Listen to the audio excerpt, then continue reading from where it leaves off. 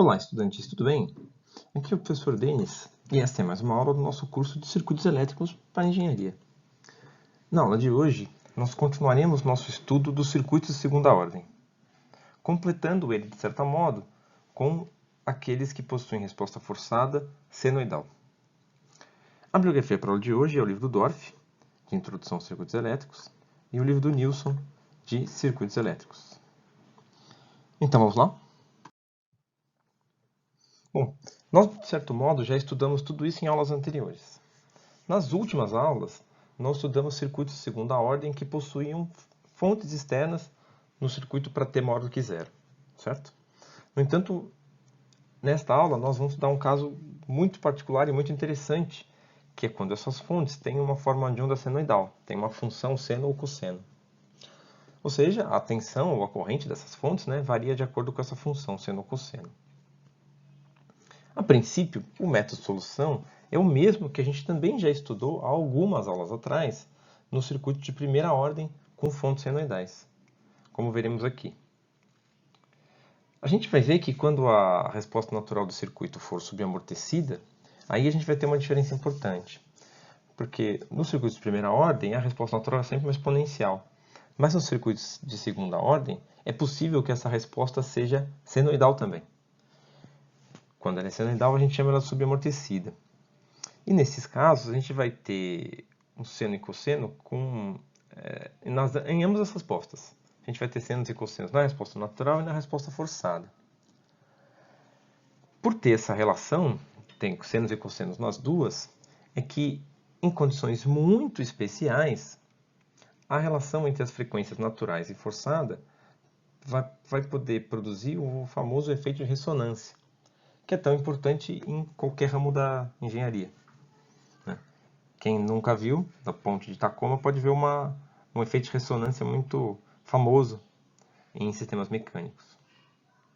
Bom, nós vamos, como sempre, ver como tratar respostas forçadas senoidais em circuitos de segunda ordem através de um exemplo, de certo modo de dedução, mas que depois cai num caso numérico, ok?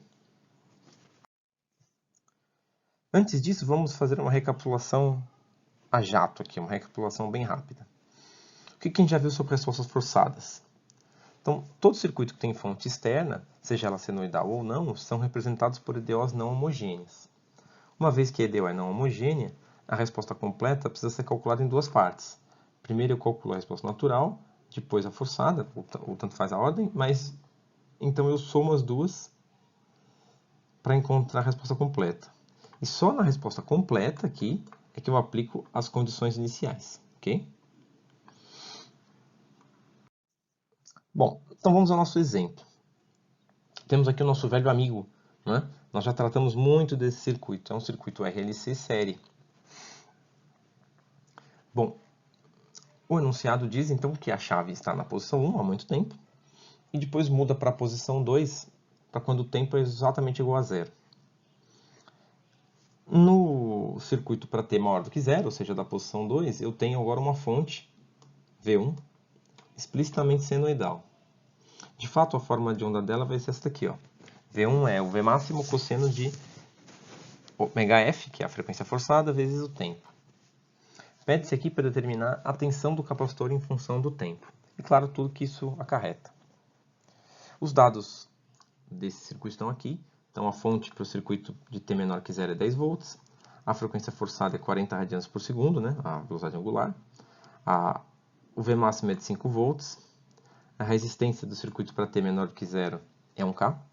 O capacitor é de 8 mF. O indutor é de 40 mH. E o resistor é de 2 ohms. Ok? Bom, como a gente percebeu, existe uma fonte dependente do tempo e senoidal para t maior do que zero. Como isso aconteceu, como existe essa fonte, a gente vai tratar como resposta forçada, mas resposta natural.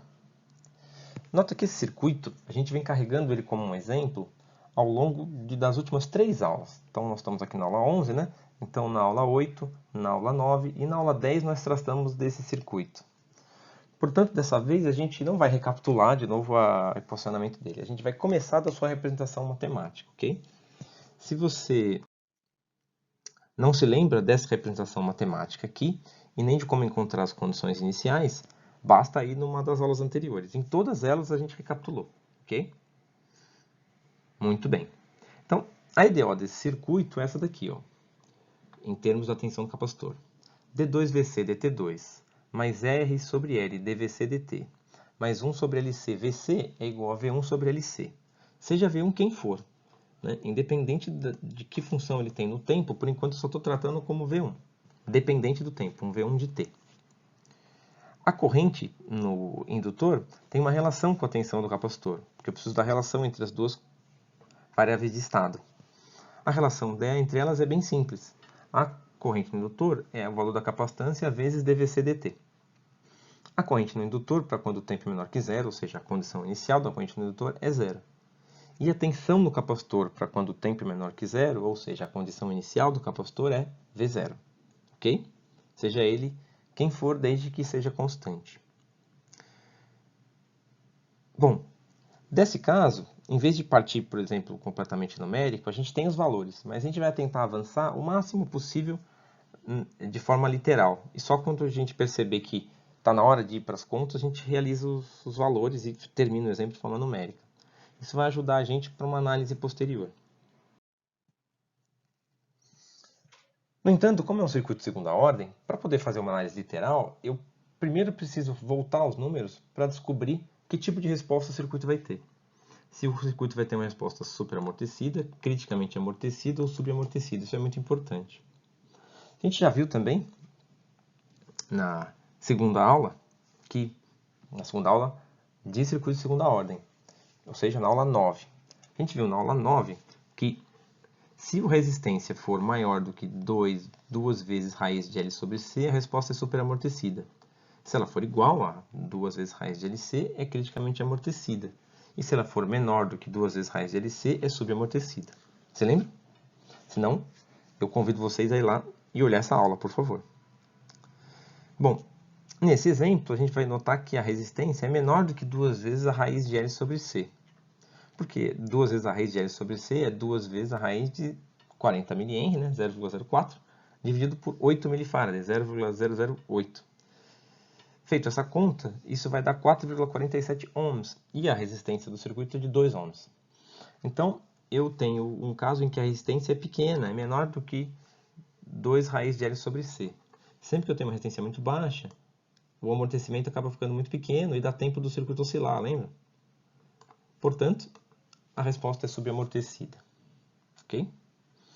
Assim, mesmo sem calcular numericamente a resposta, eu já sei que o delta é menor que zero. E que as raízes S1 e S2 vão ser complexas conjugadas.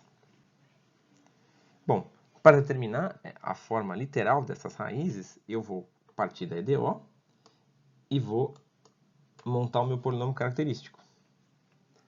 Então, vocês se lembram que o que eu preciso fazer é substituir a segunda derivada por S ao quadrado, substituo a primeira derivada aqui, ó, por S, então fica R dividido por L vezes S, e substituo o VC, que não tem derivada nenhuma, por 1 aqui, que é como se fosse S elevado a zero. Isso vai ser igual a zero, porque o polinômio característico é para analisar a resposta natural. Então eu já zero o termo que torna a EDO não homogênea, ok? Bom, então dado esse polinômio característico, eu vou encontrar o delta. O delta é b ao quadrado, ó, menos 4 vezes a vezes c, ok? Então a é 1, o b é r sobre L e o c é 1 sobre LC. Isso vai dar, então, não tem muito jeito, né? R sobre R quadrado sobre L quadrado, menos 4 dividido por L sobre C, L vezes C. Como o delta é menor que zero, as raízes, então, são complexas conjugadas. E eu vou usar J como o número imaginário raiz de menos 1. As raízes, então, vão ser menos b, ou seja, menos r sobre L, mais raiz de menos delta. E por que eu já estou colocando o menos delta aqui? Porque o j já está aqui, ok? E menos r sobre L menos j raiz de menos delta, dividido por 2 vezes 1, porque o a é 1, ok? Então eu posso agora abrir, né, quebrar essa fração em duas frações, de modo que eu fico aqui com a parte real menos R sobre 2L, e com a parte imaginária, eu já deixei implícito aqui o menos delta. Explícito aqui o menos delta, ok? A outra raiz é a sua complexa conjugada. Nota que agora eu estou com uma sopa de letrinhas aqui, né? Então, o menos delta, por exemplo, deu 4 sobre LC menos R quadrado sobre L quadrado. Esses números, essa sopa de letrinhas vai ser muito complicado de ficar carregando para cá e para lá. Então, o que a gente vai fazer é começar a dar alguns nomes, que é uma técnica muito importante que se usa sempre que eu estou tentando calcular respostas analíticas e literais. À medida que as contas vão crescendo, mas eu sei que isso não passa de um número, se eu colocar aqui quanto vale o L, o C, o R e o L, eu calculo esse número. Então eu dou um nome para esse número, para não ficar arrastando ele. Então eu vou chamar de zeta, que é essa letrinha grega bonitinha aqui, a constante que está aqui na parte real, que é o R sobre 2L, ok?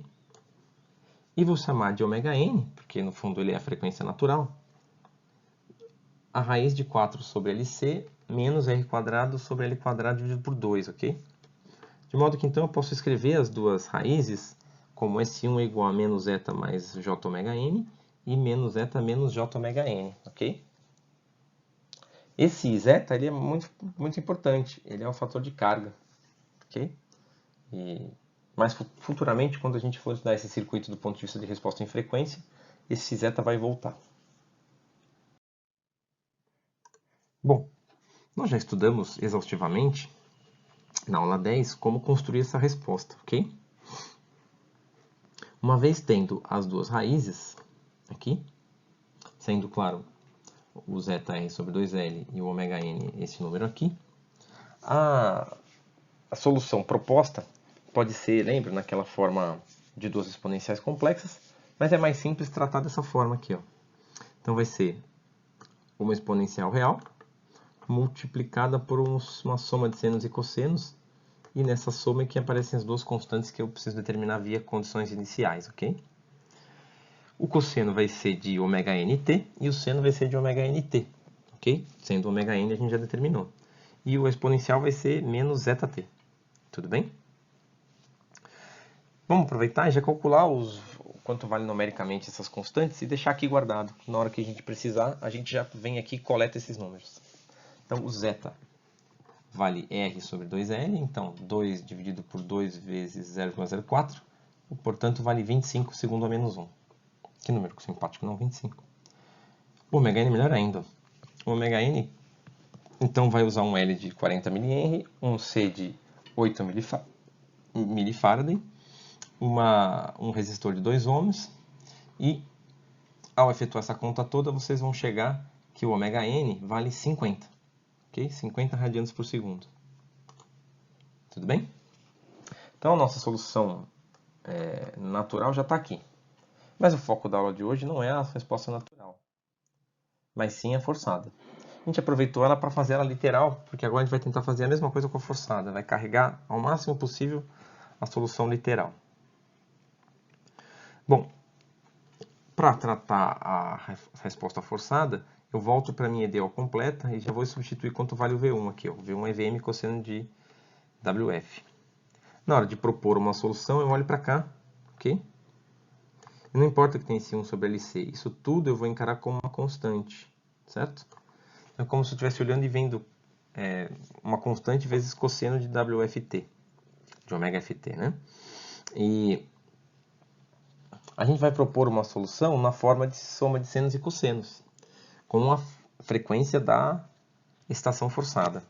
Então, vou chamar aqui a minha resposta forçada, a tensão no capacitor da resposta forçada, de B1 cosseno de ômega FT mais B2 seno de ômega FT, ok?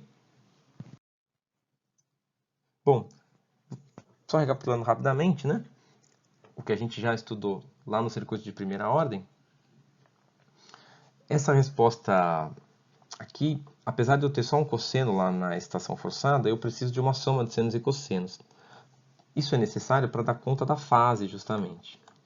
Uma outra forma de propor seria propor uma resposta assim, ó. A cosseno de ômega t mais φ. Então, nota que aquele cosseno de ômega t é um caso particular, o cosseno de ômega ft mais zero. Então, eu preciso tanto da amplitude quanto da fase para determinar um cosseno. Só que a gente sabe que que ao operar este tipo de função na EDO vai dar muito trabalho, porque na hora de trabalhar nessa derivada eu vou ter que trabalhar com o cosseno de A mais B e assim por diante. Fica muito mais simples e já foi demonstrado na aula de primeira ordem com estação senoidal, então convido vocês a darem uma olhada lá, que é possível passar daqui para cá, certo? Simplesmente usando essa propriedade de quanto que vale cosseno de A mais B. Então é muito mais simples operar com essa forma, devido à ortogonalidade dessas duas funções. Seno e cosseno são funções ortogonais, eles não se misturam. Isso ajuda muito na hora de aplicar a solução forçada na EDO. Que é o que a gente tem que fazer, certo? Porque eu preciso determinar quanto vale B1 e B2 para que essa resposta seja solução da EDO. Eu faço isso e já demonstro que é resposta, certo? Porque se eu encontrar um sistema, por exemplo, sem solução, eu já percebo que isso não é essa resposta.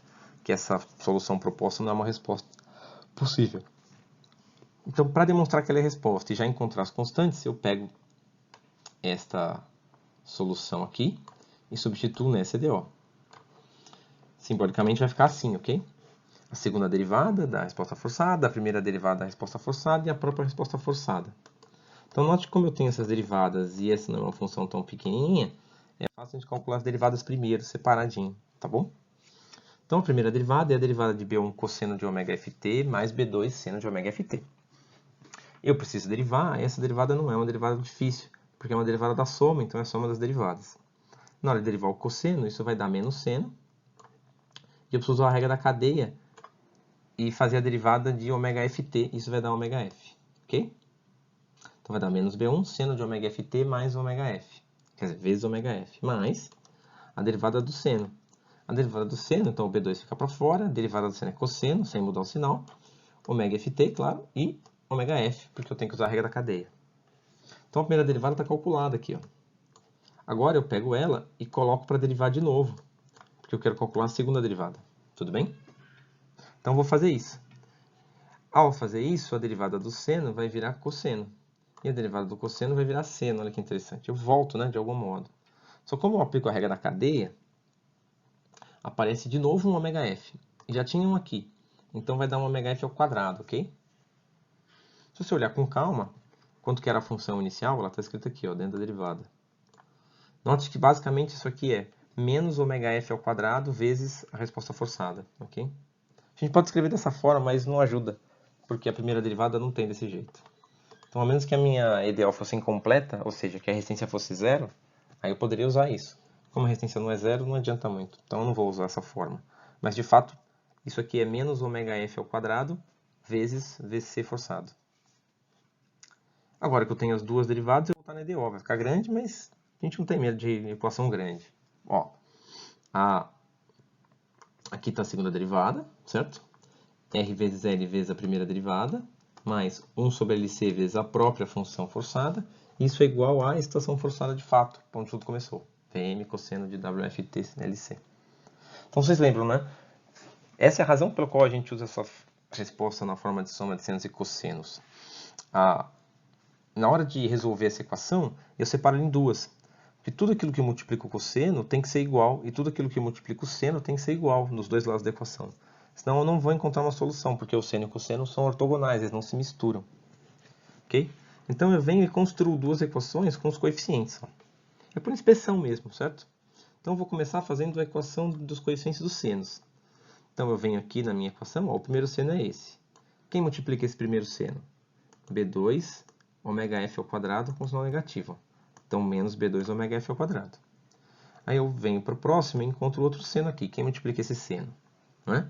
Menos B1 ômega f R dividido por L. Ó, menos B1 ômega f R dividido por L. Continuo vindo aqui e encontro mais um seno aqui. Ó.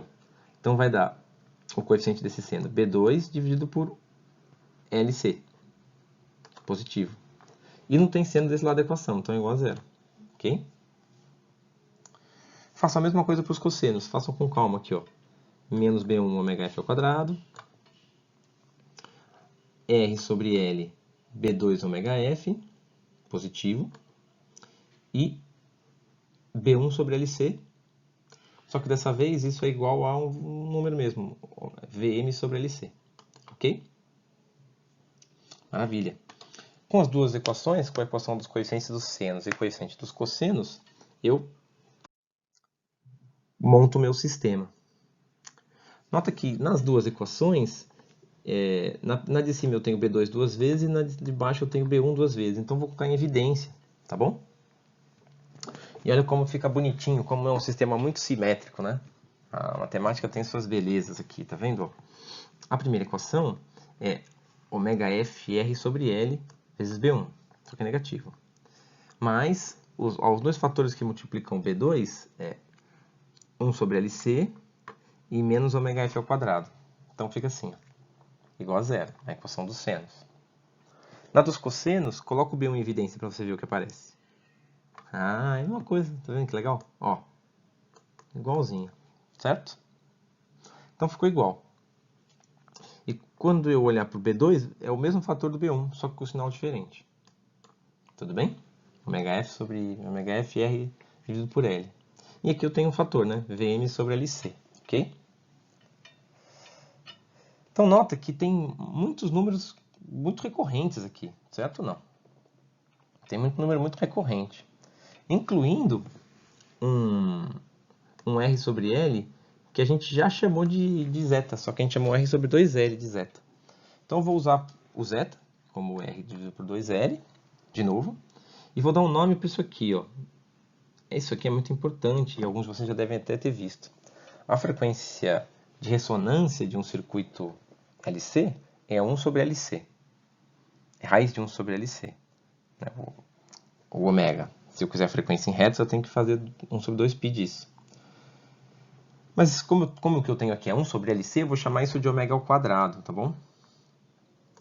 Pode parecer estranho chamar uma constante logo de ômega ao quadrado, eu podia chamar isso aqui de A, se eu quisesse. Mas se eu chamar de ômega ao quadrado, eu já reconheço a unidade. E se você olhar com calma, a unidade de 1 sobre LC é radiano por segundo ao quadrado, tá bom? Ou 1 sobre segundo ao quadrado. Então a unidade já fica certinha, tudo bem? Então, note, esse conjunto de equações aqui, deixa eu apagar até os...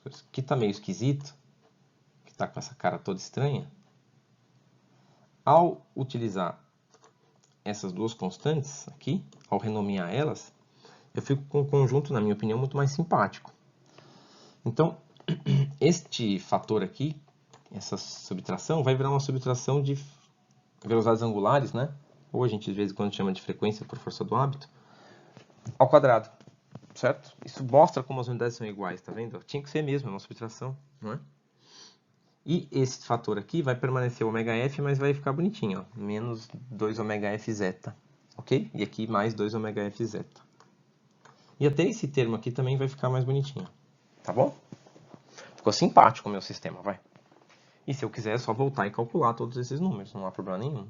O zeta eu já até calculei, vale 25, ok? Bom, agora, apesar de simpático, ainda vai dar um trabalhinho algébrico para a gente isolar as duas constantes, B1 e B2.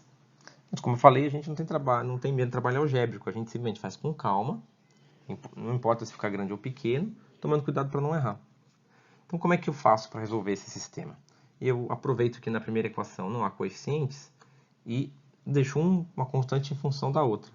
E uso isso para substituir e encontrar uma das constantes na segunda equação, tudo bem? Então aqui no caso eu vou colocar o B1 em evidência. Ó. Então eu vou passar o B2 para cá, vou mudar de sinal. Quando eu fizer isso, os dois vão ficar negativos, ou seja, todo mundo positivo. Vai ficar exatamente esse termo aqui do outro lado. E eu posso passar quem está multiplicando B1 dividindo. Tudo bem? Então, se você não quiser, você não precisa nem mudar o sinal. Passa para cá como negativo e divide pelo número negativo mesmo.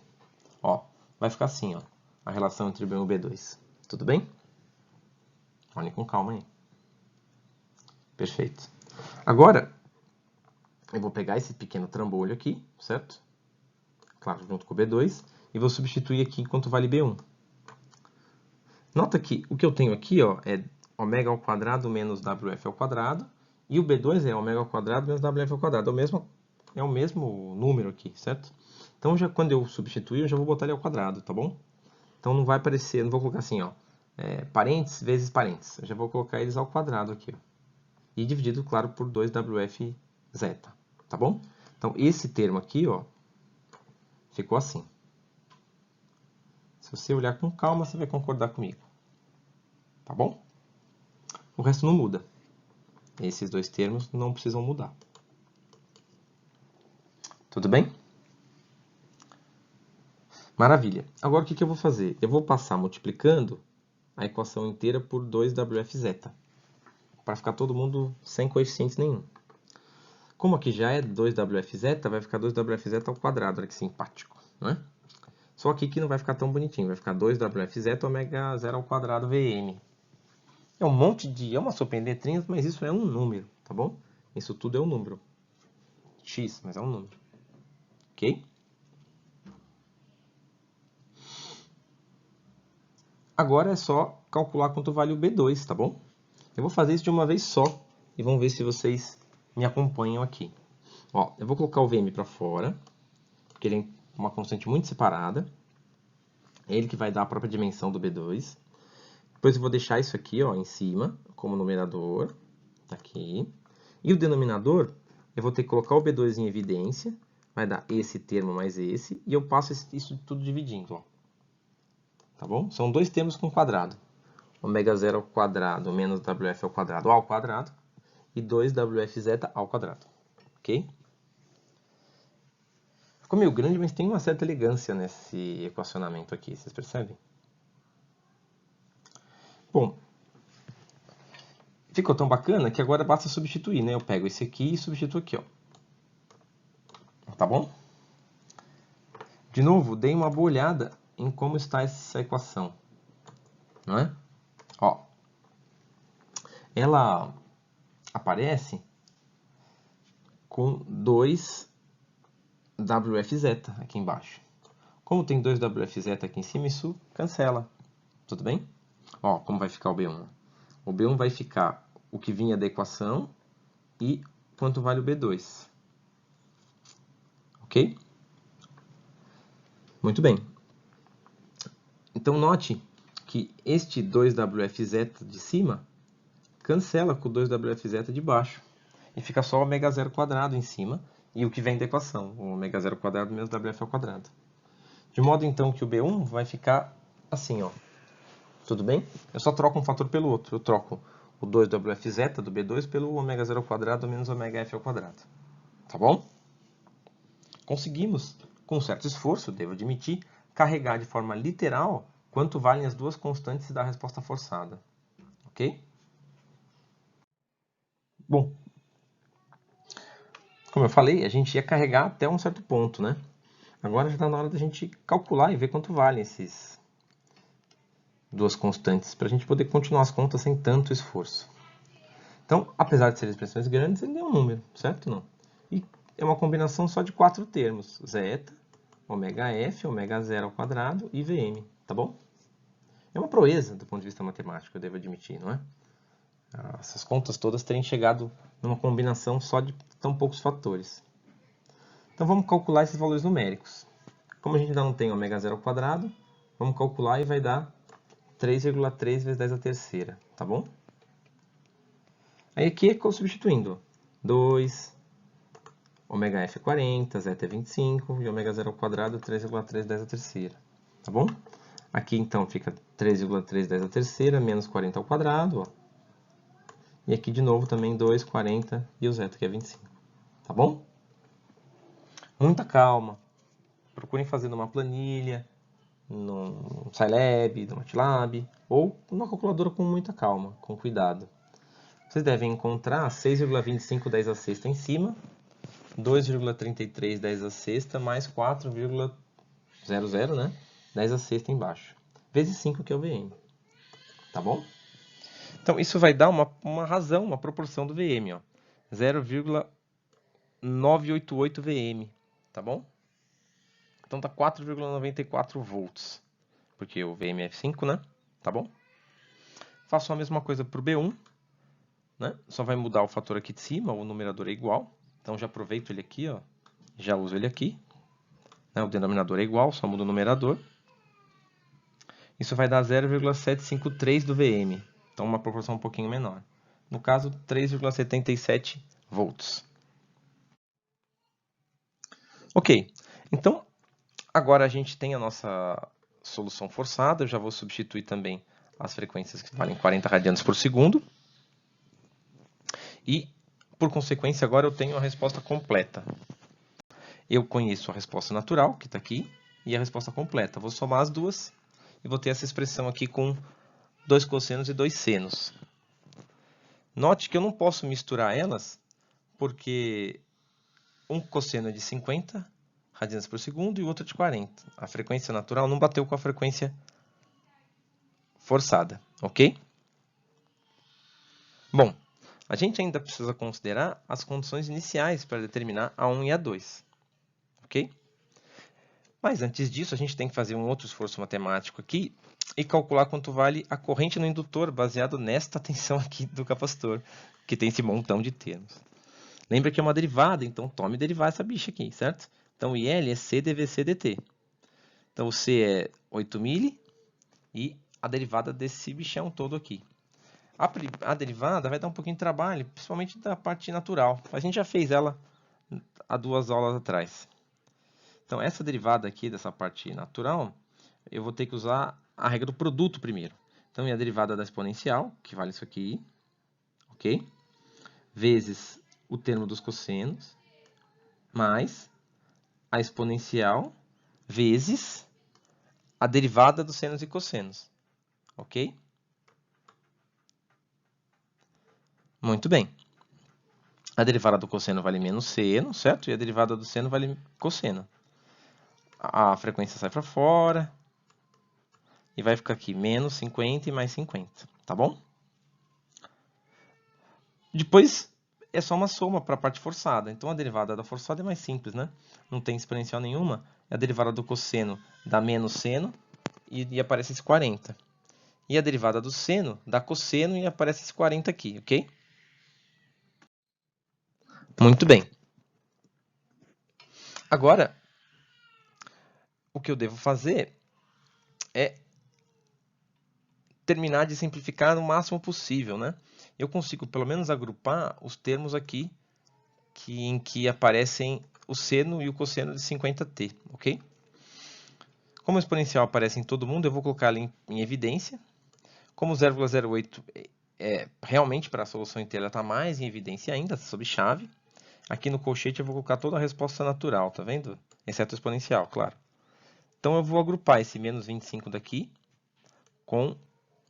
e multiplicado por A1 com outro termo do cosseno, que é esse 50A2 aqui, vezes a exponencial também, tá bom? Então, ó, esses são os termos do cosseno. E vou juntar, colocando em evidência o seno.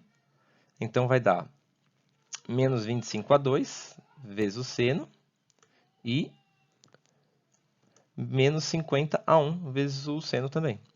Tudo bem? Aqui não tem muito o que fazer, eu só faço as contas, ó. 3,77 vezes 40 dá 151 e 4,94 vezes 40 dá 198. Tudo bem? E tenho, portanto, a minha solução completa da corrente no indutor. Falta, claro, o A1 e o A2. Bom, agora que eu tenho o IL e o VC, o que eu vou fazer é aplicar as condições iniciais. A condição inicial da tensão no capacitor era de 10 volts, era V0. E a condição inicial na corrente do indutor era de 0, ok? Eu vou igualar isso ao limite da tensão no capacitor para 0 mais e da corrente no indutor para 0 mais. Então eu tenho que agora calcular o limite daquela funçãozinha pequenininha que a gente encontrou aqui da tensão no capacitor, certo? Ela tem um monte de termos, mas esse limite vai ficar bem simples, porque é um limite para t tendendo a 0, né? Então, quando a exponencial tende a 0, ela vale 1, ok? Quando o cosseno tende a 0, ele também vale 1. O cosseno de 0 é 1. O seno, então, vai para 0. O cosseno também vai para 1 e o seno vai para 0 aqui, ó. Então, esse termo vai embora e esse termo vai embora, ok? Nos outros é tudo 1 vezes, 1 vezes, 1 vezes. Então, eu vou ter, no caso do capacitor, da tensão, que 10 é igual a 1 vezes A1 vezes 1, certo? Então, ou seja, A1, aqui, mais 1 vezes A2 vezes 0, então vai embora o A2, mais 1 vezes 0,377, quer dizer, 3,77. Então, eu vou ter A1 mais 3,77 igual a 10, e o A1, portanto, vai dar 6,23 volts, ok? Muito bom. Agora, eu vou fazer a mesma coisa para a corrente. O limite vai ficar ainda maior, né? Porque como eu derivei aquela equação, ficou com um monte de termos. Mas, de novo, eu não preciso me preocupar. Quando eu calcular o limite para tempo igual a zero, vai ficar simples de novo. Ó. Isso vai dar 1, que é exponencial, o cosseno vai dar 1, esse cosseno vai dar 1, e esse seno aqui vai dar 0, portanto esse termo vai embora, e esse seno vai dar 0, portanto esse termo vai embora. Então, o que eu vou ter, de um lado é 0, e do outro é esse 0,008 vezes isso daqui, ó, menos 25 mais 50, vezes 1, então é ele mesmo, mais 198, só, ok? Muito bem. Então, eu tenho essa equação muito simpática aqui, até porque esse 0,088 eu passo para cá dividindo, 0 dividido por ele vai embora também, tá bom? Então, o sistema que eu encontro vai ser bastante simples, né? E quem olha nem imagina das equações que eles vieram, tá bom? Ok. Muito bem, então, agora com esse sisteminha bem simples, né? O A1 já está determinado, eu pego ele e substituo aqui, ó. Vai ter que fazer 25 vezes 6,23. Eu pego o resultado e passo para cá subtraindo. Fica aqui no numerador. E divido todo mundo por 50 para encontrar o A2. E vou encontrar um A2, então, de 0,845. Ok? Agora, com essas duas constantes, e já tendo determinado as constantes da resposta forçada, eu posso escrever, finalmente, a tensão no capacitor em função do tempo. Ó. Ficou grande, né? Mas, se você pensar metodicamente, cada passo não é muito complicado. Você vai fazendo cada um devagar que você chega na solução, sem crise. Tudo bem? Então, ó, o que eu tenho aqui é uma exponencial vezes uma soma de senos e cossenos, cuja frequência desses senos e cossenos é determinado diretamente pelas características do circuito. Então, esse 50 aqui, vocês lembram, é o ômega n. Ele depende basicamente da resistência, da indutância e da capacitância. Eu também vou ter mais uma soma de senos e cossenos, só que cuja frequência é determinada pela fonte externa, ok? Esses senos e cossenos não tem uma exponencial aqui. Então, à medida que o tempo for passando, este termo vai tender a zero, ok? Vai morrendo e vai sobrar só o termo forçado, que é o que a gente gosta de chamar, às vezes, de resposta permanente. Então, do ponto de vista permanente, depois do circuito estar ligado há muito tempo, já na posição 2, o que vai sobrar é só essa parte aqui, ó, de senos e cossenos, ok? Bom, vamos fazer o gráfico dessa função? Então, para fazer o gráfico, né, eu sugiro de novo que vocês entrem lá no Wolfram Alpha, façam o gráfico online, em vez de fazer ponto a ponto, que isso vai dar um trabalho danado, e digitem esse singela linha de comando, ok? Ao digitar essa linha de comando lá no Wolfram, vocês vão encontrar a seguinte resposta, ok? Ó. Note que a parte subamortecida, ela morre muito rápido, né? Então, se eu tentar olhar para cá, opa, às vezes o mouse engana a gente aqui, ó. Se eu tentar olhar para cá, eu só vejo uma primeira amplitude diferente. Depois, para mim, já parece todo mundo igual, muito perene. Então, a minha sugestão para a gente entender melhor é separar. Vai lá no Wolfram e, em vez de botar uma soma aqui, ó, troca a soma por uma vírgula. Tira esse parênteses final aqui. Né? O que ele vai fazer é fazer as duas equações separadas. Tudo bem? Então, quando você fizer isso, você vai encontrar este gráfico aqui, ó, ok? Aqui sim a gente nota, pela curva azul, que é a curva da parte subamortecida, que tem uma oscilação, mas que está morrendo. Em 0,20, por exemplo, já não sobrou quase nada.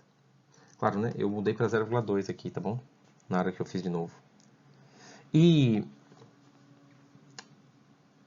quando você... Em vermelho está a parte permanente, está a parte forçada. E a gente então nota que ela vai oscilando. Mas no início, no começo é muito importante. Para tempo igual a zero, por exemplo, a parte forçada é menor do que a parte natural. Né? Então, no início, a parte natural domina, e depois, com o tempo, ela vai caindo. Como a resistência aqui é baixa, mas nem tanto, ela cai relativamente rápido e sobra basicamente só a resposta forçada depois de já 1/4 de segundo, 1/5 de segundo. Ok? Bom, o que eu gostaria de fazer para encerrar esse exemplo é discutir um pouquinho essa ressonância, tá bom? A gente fez um caso em que não existe ressonância. Os das duas séries de senos e cossenos ali, as duas somas de senos e cossenos, são independentes.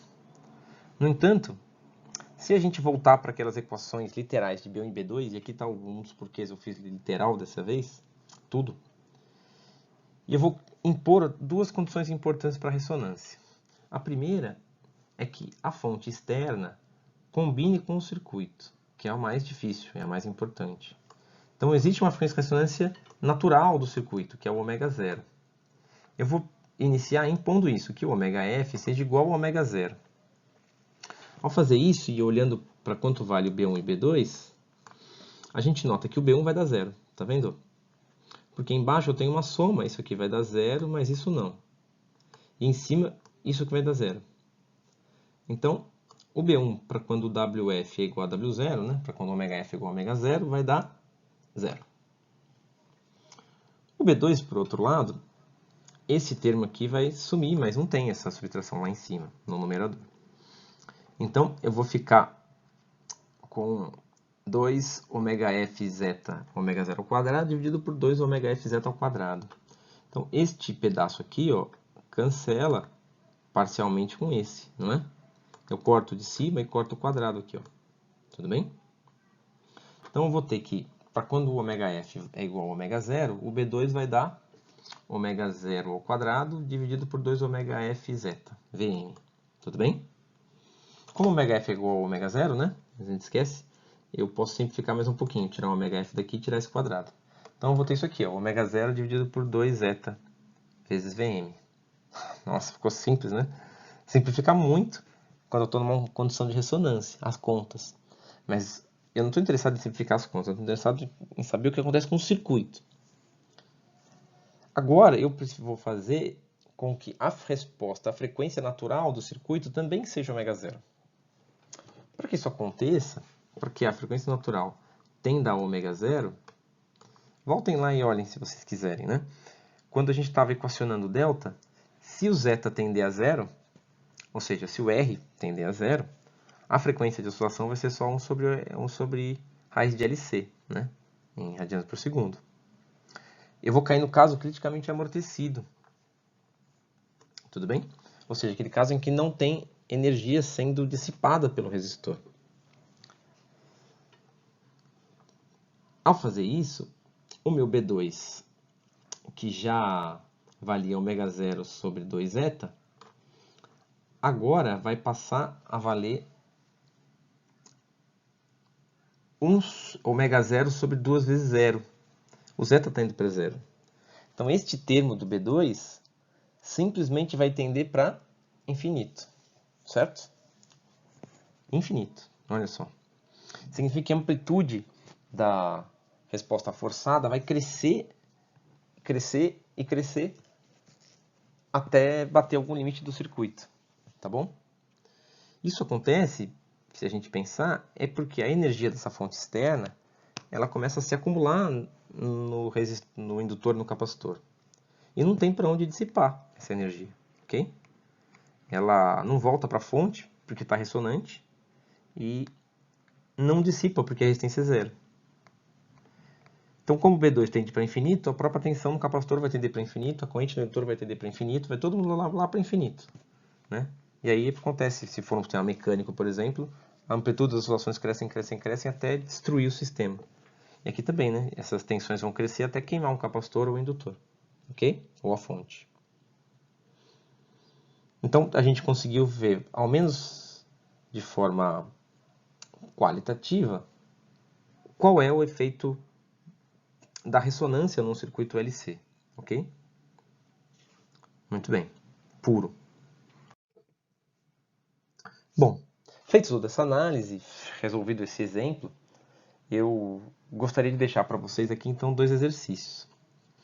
O primeiro é idêntico ao que a gente acabou de fazer, no entanto a resistência aumenta e vai para 6 ohms. Notem que ela rompe a barreira do criticamente amortecido e vai para o sistema superamortecido, ok? Muito bem. O segundo caso, a gente volta no circuito que tem sido proposto como exercício em todas as nossas aulas de circuito de segunda ordem.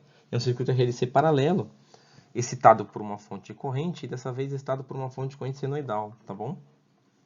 Procurem resolver esse circuito e façam um gráfico das soluções. Com calma, da mesma forma que a gente fez aqui. Se você se sentir corajoso, faça uma parte literal, tá bom? Bom, então é isso. Eu espero que vocês tenham entendido, tenham compreendido os circuitos de segunda ordem, que é um compêndio dessa aula com as últimas 3, então são 4 aulas estudando os circuitos de segunda ordem. Até mais e bons estudos!